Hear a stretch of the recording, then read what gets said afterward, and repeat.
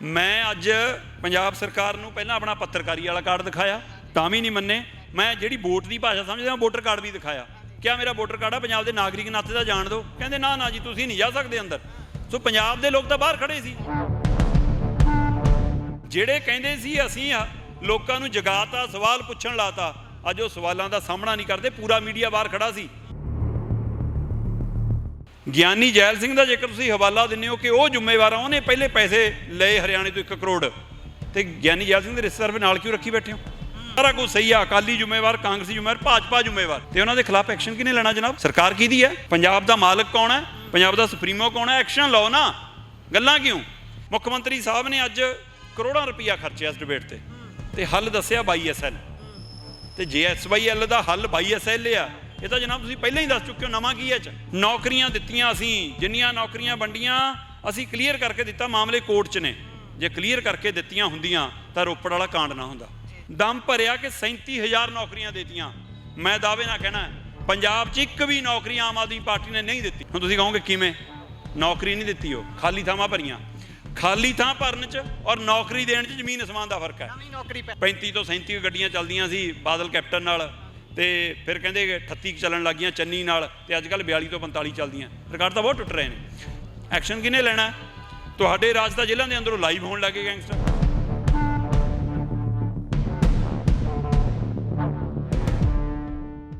ਸੋ PAU ਦੇ ਬਾਹਰ ਮੌਜੂਦ ਹੈ। ਮਹਾ ਬਹਿਸ ਰੱਖੀ ਗਈ ਸੀ। ਮਹਾ ਬਹਿਸ ਜਿਸ ਦੇ ਵਿੱਚ ਪੰਜਾਬ ਦੀਆਂ ਰਾਜ ਕਰ ਚੁੱਕੀਆਂ ਧਿਰਾਂ ਨੂੰ ਸੱਦਾ ਦਿੱਤਾ ਗਿਆ ਸੀ ਪੰਜਾਬ ਦੇ ਮੌਜੂਦਾ ਮੁੱਖ ਮੰਤਰੀ ਭਗਵੰਤ ਮਾਨ ਹੋਣਾ ਦੇ ਵੱਲੋਂ। ਪਰ ਇਹ ਮਹਾ ਬਹਿਸ ਬੜੇ ਅਜੀਬ ਜਿਹੇ ਮੋੜ ਤੇ ਆ ਕੇ ਖੜ ਗਈ ਹੈ। ਸਾਡੇ ਨਾਲ ਸੀਨੀਅਰ ਪੱਤਰਕਾਰ ਦੀਪਕ ਸ਼ਰਮਾ ਚਨਾਰਥਲ ਜੀ ਮੌਜੂਦ ਨੇ। ਉਹ ਸਵੇਰ ਤੋਂ ਇੱਥੇ ਨੇ, ਗੱਲਬਾਤ ਉਹਨਾਂ ਦੇ ਨਾਲ ਕਰਾਂਗੇ। ਸਭ ਤੋਂ ਪਹਿਲਾ ਸਵਾਲ, ਚਨਾਰਥਲ ਜੀ ਬਹੁਤ ਬਹੁਤ ਸਵਾਗਤ ਹੈ। ਬਹੁਤ ਸ਼ੁਕਰੀਆ ਜੀ।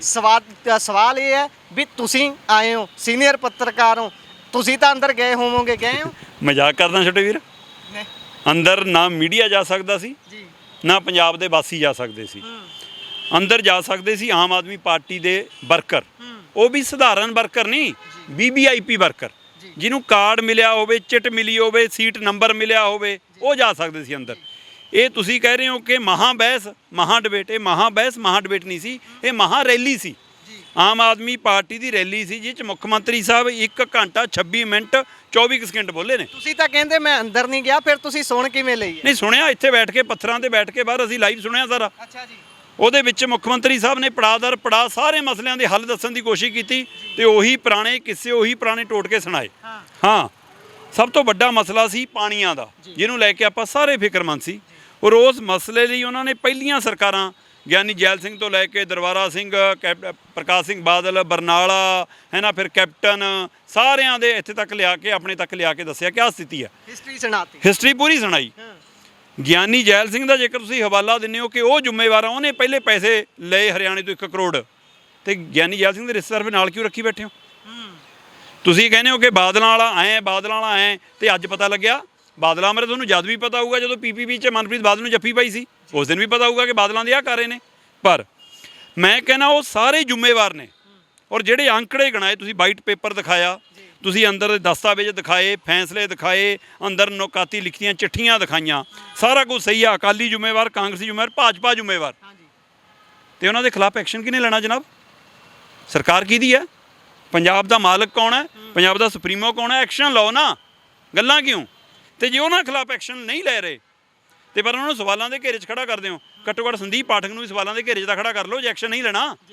ਸੰਦੀਪ ਪਾਠਕ ਆਂਡੇ ਕਿਤੇ ਕੁੜਕੁੜ ਕਿਤੇ, ਛੱਤੀਸਗੜ੍ਹ 'ਚ ਜੰਮਿਆ, ਦਿੱਲੀ 'ਚ ਅਰਵਿੰਦ ਕੇਜਰੀਵਾਲ ਦੀ ਛਤਰੀ ਹੇਠ ਪਲਿਆ, ਪੰਜਾਬ ਦੇ ਕੋਟੇ 'ਚੋਂ ਰਾਜ ਸਭਾ ਲਈ, ਤੇ ਤਰਫਦਾਰੀ ਹਰਿਆਣੇ ਦੀ, ਤੇ ਹਰਿਆਣੇ ਨੂੰ ਪਾਣੀ ਦੇਣ ਨੂੰ ਕਾਹਲਾ ਕਿਉਂਕਿ ਵੋਟਾਂ ਸਿੰਜਣੀਆਂ ਨੇ ਉੱਥੇ ਆਮ ਆਦਮੀ ਪਾਰਟੀ ਨੇ, ਤੇ ਉਹਦੇ ਖਿਲਾਫ ਐਕਸ਼ਨ ਕਿਉਂ ਨਹੀਂ? ਜੇਕਰ ਤੁਸੀਂ ਇੰਨੇ ਸੱਚੇ ਹੋ ਕਿ ਪਹਿਲੇ ਗੁਨਾਹਗਾਰਾਂ ਖਿਲਾਫ ਸਜ਼ਾ ਦੇਣੀ ਹੈ ਉਹਨਾਂ ਨੂੰ, ਤੇ ਤੁਸੀਂ ਤਾਂ ਆਪਣੇ ਨਾਲ ਬਿਠਾਇਆ ਸੀ ਵਿਜੇ ਸਿੰਘਲਾ, ਤੁਹਾਡਾ ਤਾਂ MLA ਫੜੋਗੇ ਸੀ ਰਿਸ਼ਵਤ ਲੈਂਦਾ, ਕੱਢਤੇ, ਵਿਧਾਨ ਸਭਾ ਨੂੰ ਲਿਖਤਾ, ਹਟਾਤੇ, ਨਹੀਂ ਐਕਸ਼ਨ। ਚਲੋ, ਮੁੱਖ ਮੰਤਰੀ ਸਾਹਿਬ ਨੇ ਅੱਜ ਕਰੋੜਾਂ ਰੁਪਈਆ ਖਰਚਿਆ ਇਸ ਡਿਬੇਟ ਤੇ ਹੱਲ ਦੱਸਿਆ BISL, ਤੇ JSYL ਦਾ ਹੱਲ BISL ਆ। ਇਹ ਤਾਂ ਜਨਾਬ ਤੁਸੀਂ ਪਹਿਲਾਂ ਹੀ ਦੱਸ ਚੁੱਕੇ ਹੋ। ਨਵਾਂ ਕੀ ਹੈ? 5 ਮਿੰਟ ਦੀ ਵੀਡੀਓ ਪਾ ਦਿੰਦੇ ਉੱਦਾਂ ਸਿੱਧੀ ਸੋਸ਼ਲ ਮੀਡੀਆ ਤੇ। ਨਹੀਂ, ਕੇਜਰੀਵਾਲ ਸਾਹਿਬ ਕਹਿੰਦੇ ਸੀ ਚਾਹ ਦੇ ਕੱਪ ਤੇ ਹੱਲ ਹੈਗਾ ਮੇਰੇ ਕੋਲ, ਤੇ ਮੁੱਖ ਮੰਤਰੀ ਸਾਹਿਬ ਕਹਿੰਦੇ ਮੇਰੇ ਕੋਲ ਇਹਦਾ ਹੱਲ ਸਿਰਫ BISL ਹੈ। ਜੇ YSL ਸੀ ਤਾਂ ਇਹ ਤੁਸੀਂ ਪਹਿਲਾਂ ਜਨਤਕ ਕਰ ਚੁੱਕੇ ਹੋ ਜਨਾਬ। ਅੱਜ ਕਰੋੜਾਂ ਰੁਪਈਆ, ਸਮਾਂ ਬਰਬਾਦੀ, ਪੈਸਾ ਬਰਬਾਦੀ, ਪੁਲਿਸ ਤੰਤਰ ਝੋਕਿਆ, ਸਾਰਾ ਕੁਝ ਕੀ ਲੋੜ ਸੀ? ਇਹਦੀ ਭਰਪਾਈ ਕਿੱਥੋਂ ਹੋਊਗੀ? ਹੁਣ ਪਹਿਲਾਂ ਹੀ ਕਹਿੰਦੇ ਆ ਵੀ ਇੰਨੇ ਇਸ਼ਤਿਹਾਰਾਂ ਤੇ ਪੈਸਾ ਖਰਚ ਕੀਤਾ ਜਾ ਰਿਹਾ, ਹੁਣ ਜੋ ਕੁਝ ਆ ਹੋਇਆ ਇਹ ਭਰਪਾਈ ਲਈ ਹੋਇਆ। ਇਹ 2024 ਦੀਆਂ ਵੋਟਾਂ ਦੀ ਭਰਪਾਈ ਲਈ ਆ, ਇਹ ਅਗਲੀ ਸਰਕਾਰ ਬਣਾਉਣ ਦੀ ਭਰਪਾਈ ਲਈ ਹੈ। ਕਾਰਨ ਅੱਜ ਪੜਾਅ ਦਰ ਪੜਾਅ ਸਰਕਾਰ ਨੇ ਆਪਣੇ ਪੌਣੇ 2 ਸਾਲ ਦੇ ਕਾਰਜ ਗਣਾਏ ਨੇ ਕਿ ਅਸੀਂ ਆਹ ਕੀਤਾ। ਤਾਂ ਹੀ ਮੈਂ ਕਹਿ ਰਿਹਾ ਕਿ ਮਹਾ ਰੈਲੀ ਸੀ, ਮਹਾ ਪ੍ਰਚਾਰ ਰੈਲੀ ਸੀ। ਮੈਂ ਪੰਜਾਬ ਬੋਲਦਾ ਨਹੀਂ, ਮੈਂ ਆਮ ਆਦਮੀ ਪਾਰਟੀ ਦੀ ਸਰਕਾਰ ਬੋਲਦੀ ਆ, ਇਹ ਪ੍ਰੋਗਰਾਮ ਸੀ। ਸੋ ਸਰਕਾਰ ਬੋਲੀ ਹੈ। ਵਿਰੋਧੀ ਤਾਂ ਵੈਸੇ ਭੱਜ ਕੇ ਆਉਣ ਦਾ ਦਮ ਵੀ ਨਹੀਂ ਰੱਖਦੇ ਸੀ। ਜੇ ਆਉਂਦੇ ਉਹਨਾਂ ਨੇ ਕਾਣਾ ਹੀ ਹੋਣਾ ਸੀ, ਕਿਉਂਕਿ ਉਹਨਾਂ ਨੇ ਕਾਰੇ ਇਹੋ ਜਿਹੇ ਕੀਤੇ ਨੇ। ਪਰ ਜਨਾਬ ਤੁਸੀਂ ਉਹਨਾਂ ਨੂੰ ਸਵਾਲਾਂ ਦੇ ਘੇਰੇ 'ਚ ਲੈਣ ਤੋਂ ਬਾਅਦ ਇਹ ਸਮੱਸਿਆ ਦਾ ਹੱਲ ਕਦੋਂ ਕਰੋਗੇ ਉਹ ਨਹੀਂ ਦੱਸਿਆ। ਸਰਕਾਰ ਹੱਲ ਕਰ ਲਈ ਹੁੰਦੀ ਹੈ। ਮੁੱਖ ਮੰਤਰੀ ਸਾਹਿਬ ਕਹਿੰਦੇ ਨੌਕਰੀਆਂ ਦਿੱਤੀਆਂ, ਅਸੀਂ ਜਿੰਨੀਆਂ ਨੌਕਰੀਆਂ ਵੰਡੀਆਂ ਅਸੀਂ ਕਲੀਅਰ ਕਰਕੇ ਦਿੱਤਾ, ਮਾਮਲੇ ਕੋਰਟ 'ਚ ਨੇ। ਜੇ ਕਲੀਅਰ ਕਰਕੇ ਦਿੱਤੀਆਂ ਹੁੰਦੀਆਂ ਤਾਂ ਰੋਪੜ ਵਾਲਾ ਕਾਂਡ ਨਾ ਹੁੰਦਾ। ਤੁਹਾਡੇ ਲੀਡਰਾਂ ਨੇ ਉਹਨਾਂ ਨੂੰ ਬੱਚਿਆਂ ਨੂੰ ਲਾਰੇ ਲਾਏ ਸੀ। ਤੇ ਦੂਸਰੀ ਗੱਲ, ਤੁਸੀਂ ਕਹਿੰਦੇ ਹੋ ਅਸੀਂ ਰੁਜ਼ਗਾਰ ਵੰਡਣ ਲੱਗ ਗਏ। ਖੁਦ ਦੱਸਿਆ ਅੱਜ ਦੀ ਡਿਬੇਟ 'ਚ ਆਪੇ ਕਿ 2200 ਪੁਲਿਸ ਵਾਲੇ ਦੀ ਨੌਕਰੀ ਦੇ ਲਈ 9 ਲੱਖ ਜਵਾਕ ਪੇਪਰ ਦਿਆ ਕਰੂਗਾ। ਤੇ ਇਹਦਾ ਮਤਲਬ ਰੁਜ਼ਗਾਰ ਦੀ ਹਾਲਤ ਕੀ ਆ ਜਨਾਬ? 2200 ਪੋਸਟਾਂ ਲਈ ਜੇ 9-9 ਲੱਖ ਜਵਾਕ ਪੇਪਰ ਦੇਊਗਾ ਤਾਂ ਪੰਜਾਬ 'ਚ ਹਾਲਤ ਕੀ ਆ? ਦਮ ਭਰਿਆ ਕਿ 37,000 ਨੌਕਰੀਆਂ ਦੇਤੀਆਂ। ਮੈਂ ਦਾਅਵੇ ਨਾਲ ਕਹਿਣਾ ਪੰਜਾਬ 'ਚ ਇੱਕ ਵੀ ਨੌਕਰੀ ਆਮ ਆਦਮੀ ਪਾਰਟੀ ਨੇ ਨਹੀਂ ਦਿੱਤੀ। ਹੁਣ ਤੁਸੀਂ ਕਹੋਗੇ ਕਿਵੇਂ? ਨੌਕਰੀ ਨਹੀਂ ਦਿੱਤੀ, ਉਹ ਖਾਲੀ ਥਾਵਾਂ ਭਰੀਆਂ। ਖਾਲੀ ਥਾਂ ਭਰਨ 'ਚ ਔਰ ਨੌਕਰੀ ਦੇਣ 'ਚ ਜ਼ਮੀਨ ਅਸਮਾਨ ਦਾ ਫਰਕ ਹੈ। ਨਵੀਂ ਨੌਕਰੀ ਪੈਦਾ ਕਰਨ, ਪਟਵਾਰੀ, ਮਾਸਟਰ, ਤਹਿਸੀਲਦਾਰ, ਪੁਲਿਸ ਵਾਲੇ, ਹੋਰ ਵਿਭਾਗ, ਸਿਹਤ 'ਚ ਜਿਹੜੀਆਂ ਪੋਸਟਾਂ ਖਾਲੀ ਸੀ ਉਹਨਾਂ 'ਚੋਂ ਕੁਝ ਤੇ ਨੌਕਰੀਆਂ ਮਿਲ ਗਈਆਂ ਤੇ ਕਈਆਂ ਨੂੰ ਤਾਂ ਨਿਯੁਕਤੀ ਪੱਤਰ ਮਿਲਣ ਤੋਂ ਬਾਅਦ ਵੀ ਸਟੇਸ਼ਨ ਨਹੀਂ ਮਿਲੇ। ਤੇ ਤੁਸੀਂ ਕਹਿੰਦੇ ਹੋ ਅਸੀਂ ਨੌਕਰੀਆਂ ਦਿੱਤੀਆਂ। ਇਹ ਨੌਕਰੀਆਂ ਨਹੀਂ, ਇਹ ਖਾਲੀ ਥਾਵਾਂ ਨੇ। ਜਦੋਂ ਨੌਕਰੀਆਂ ਦੇਵੋਗੇ ਤਾਂ ਦੇਖਾਂਗੇ। ਤੇ ਕਰਜ਼ਾ ਪਹਿਲਿਆਂ ਨੇ ਪੰਜਾਬ ਡੁੱਬਿਆ, ਬਾਦਲਾਂ ਤੋਂ ਸ਼ੁਰੂ ਹੋਇਆ, ਮੁਫਤਖੋਰੀ ਤੋਂ ਸ਼ੁਰੂ ਹੋਇਆ। ਤੇ ਹੁਣ ਤੁਸੀਂ ਕਹਿੰਦੇ ਹੋ ਅਸੀਂ ਤਾਂ ਬਹੁਤ ਸੇਵਾ ਕਰ ਰਹੇ ਹਾਂ। ਫਿਰ ਆਹ 40 ਤੋਂ 45 ਲੱਖ ਇੱਕ ਦਿਨ ਦੇ ਜਹਾਜ਼ ਦਾ ਕਿਵੇਂ ਖਰਚਾ ਜਾਂਦਾ ਜੀ?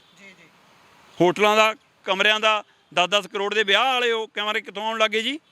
ਤੇ ਸਵਾਲ ਇਹ ਆ ਕਿ ਅੱਜ ਵਾਲੇ ਖਰਚੇ ਦਾ ਹਿਸਾਬ ਕੌਣ ਦੇਊਗਾ ਜੀ? ਕਿਹਦੀ ਜੇਬ 'ਚੋਂ ਲਾਓਗੇ? 3000 ਕਰੋੜ ਹਰ ਮਹੀਨੇ ਪੰਜਾਬ ਸਰਕਾਰ ਲੋਨ ਲੈ ਰਹੀ ਆ। ਪਹਿਲਿਆਂ ਦਾ ਰਿਕਾਰਡ ਟੁੱਟ ਗਿਆ। ਵੈਸੇ ਪਹਿਲਾਂ ਦਾ ਰਿਕਾਰਡ ਤਾਂ ਕਾਫਰੇ ਨਾਲ ਵੀ ਟੁੱਟ ਗਿਆ ਸੀ। ਕਹਿੰਦੇ ਕਿ 35 ਤੋਂ 37 ਗੱਡੀਆਂ ਚੱਲਦੀਆਂ ਸੀ ਬਾਦਲ ਕੈਪਟਨ ਨਾਲ, ਤੇ ਫਿਰ ਕਹਿੰਦੇ ਕਿ 38 ਚੱਲਣ ਲੱਗੀਆਂ ਚੰਨੀ ਨਾਲ, ਤੇ ਅੱਜ ਕੱਲ੍ਹ 42 ਤੋਂ 45 ਚੱਲਦੀਆਂ। ਰਿਕਾਰਡ ਤਾਂ ਬਹੁਤ ਟੁੱਟ ਰਹੇ ਨੇ। ਸੋ ਅੱਜ ਵਾਲੇ ਪੂਰੇ ਮਾਮਲੇ 'ਚ ਸਿਰਫ ਤੇ ਸਿਰਫ ਅੰਕੜਿਆਂ ਨਾਲ ਖੇਡ ਕੇ ਆਪਣਾ ਪ੍ਰਚਾਰ ਸੀ ਤੇ ਮਾਂ ਬੋਲੀ ਨੂੰ ਵੀ ਪਿੱਠ ਦਿਖਾਈ, ਪੰਜਾਬ ਨੂੰ ਵੀ ਪਿੱਠ ਦਿਖਾਈ। ਮੁੱਖ ਮੰਤਰੀ ਸਾਹਿਬ ਕਹਿੰਦੇ ਕਿ ਮੈਂ ਮਾਂ ਬੋਲੀ ਦੀ ਬਹੁਤ ਸੇਵਾ ਕਰ ਰਿਹਾ।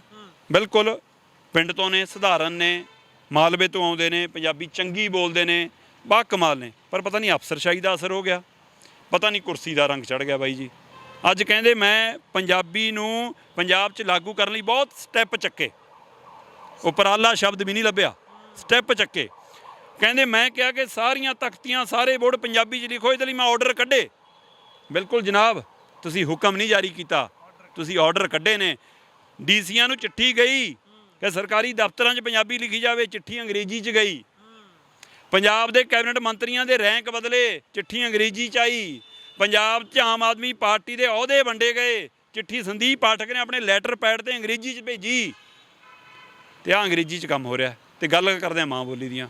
ਸੋ ਅੱਜ ਪਾਤਰ ਸਾਹਿਬ ਦੇ 2 ਸ਼ੇਅਰ ਬੋਲੇ ਮੁੱਖ ਮੰਤਰੀ ਸਾਹਿਬ ਨੇ, ਤੇ ਉਹ ਗੱਲ ਕਰਦੇ ਆ ਕਿ ਕਲਮਾ ਜੋਗੀ ਤੂੰ ਜ਼ਮੀਨ ਰੱਖੀ ਹੈ ਨਾ, ਮੈਂ ਲੱਭ ਕੇ ਕਿਤੋਂ ਲਿਆਉਂ ਕਲਮਾ, ਤੂੰ ਜ਼ਮੀਨ ਰੱਖੀ ਫੁੱਲਾਂ ਜੋਗੀ। ਤੇ ਮੁੱਖ ਮੰਤਰੀ ਸਾਹਿਬ ਪੰਜਾਬ ਨੇ ਤੁਹਾਨੂੰ ਜ਼ਮੀਨ ਵੀ ਦੇਤੀ ਸੀ, ਕਲਮਾ ਬੀਜਣ ਦਾ ਹੁਕਮ ਵੀ ਦਿੱਤਾ ਸੀ। ਪੌਣੇ 2 ਸਾਲ 'ਚ ਤਾਂ ਫੁੱਲ ਖਿੜ ਜਾਣੇ ਚਾਹੀਦੇ ਸੀ ਪੰਜਾਬ 'ਚ। ਅਜੇ ਤੱਕ ਇੱਕ ਵੀ ਫੁੱਲ ਖਿੜਿਆ ਕਿਉਂ ਨਹੀਂ? ਇਹ ਆਪਣੇ ਆਪ ਸਵਾਲ ਹੈ। ਸੋ ਮੁੱਖ ਮੰਤਰੀ ਸਾਹਿਬ ਅੱਜ ਰੈਲੀ ਕਰ ਗਏ, ਪ੍ਰਚਾਰ ਕਰ ਗਏ, ਆਪਣਾ ਗੁਣਗਾਨ ਕਰ ਗਏ, ਅਗਲੀਆਂ ਵੋਟਾਂ ਪੱਕੀਆਂ ਕਰ ਗਏ। ਤੇ ਅੱਜ ਦੀ ਡਿਬੇਟ 'ਚੋਂ ਪੰਜਾਬ ਨੂੰ ਕੁਝ ਨਹੀਂ ਹੱਲ ਹੋਇਆ। ਹੱਲ ਤਾਂ ਹੁੰਦਾ ਜੇਕਰ ਜਿਹੜੀਆਂ ਚੀਜ਼ਾਂ ਗਣਾਈਆਂ, ਤੁਸੀਂ ਕਹਿੰਦੇ ਹੋ ਗੈਂਗਸਟਰਵਾਦ ਪਹਿਲੇ ਜ਼ਿੰਮੇਵਾਰ, ਪੰਜਾਬ ਦੇ ਨਸ਼ੇ ਲਈ ਪਹਿਲੇ ਜ਼ਿੰਮੇਵਾਰ, ਤੇ ਅੱਜ ਅੰਦਰ ਕਿਹਨੇ ਦੇਣੇ ਆ? ਸਹੀ ਗੱਲ ਹੈ। ਐਕਸ਼ਨ ਕਿਹਨੇ ਲੈਣਾ? ਤੁਹਾਡੇ ਰਾਜ ਤਾਂ ਜੇਲ੍ਹਾਂ ਦੇ ਅੰਦਰੋਂ ਲਾਈਵ ਹੋਣ ਲੱਗੇ ਗੈਂਗਸਟਰ। ਸੋ ਇਸ ਲਈ ਐਕਸ਼ਨ ਲੈਣ ਲਈ ਸਰਕਾਰ ਸੀ, ਸਰਕਾਰ ਨੇ ਐਕਸ਼ਨ ਤਾਂ ਲਿਆ ਹੀ ਨਹੀਂ। ਗੈਂਗਸਟਰਵਾਦ ਵੀ ਉਵੇਂ ਹੀ ਹੈ, ਬੇਰੁਜ਼ਗਾਰੀ ਵੀ ਉਵੇਂ ਹੀ ਹੈ, ਤੇ ਪੰਜਾਬ ਦੀ ਸਥਿਤੀ ਵੀ ਉਵੇਂ ਹੀ ਹੈ। ਸੋ ਜਨਾਬ ਤੁਸੀਂ ਕਹਿੰਦੇ ਹੋ ਸਿੱਖਿਆ ਬਰਾਬਰ ਦੀ ਹੋਣੀ ਚਾਹੀਦੀ ਆ। ਪ੍ਰਾਈਵੇਟ ਤੇ ਸਰਕਾਰੀ ਸਕੂਲਾਂ 'ਚ ਅੱਜ ਮੁੱਖ ਮੰਤਰੀ ਸਾਹਿਬ ਕਹਿੰਦੇ ਇੱਕੋ ਫੀਸ ਹੋਣੀ ਚਾਹੀਦੀ ਆ।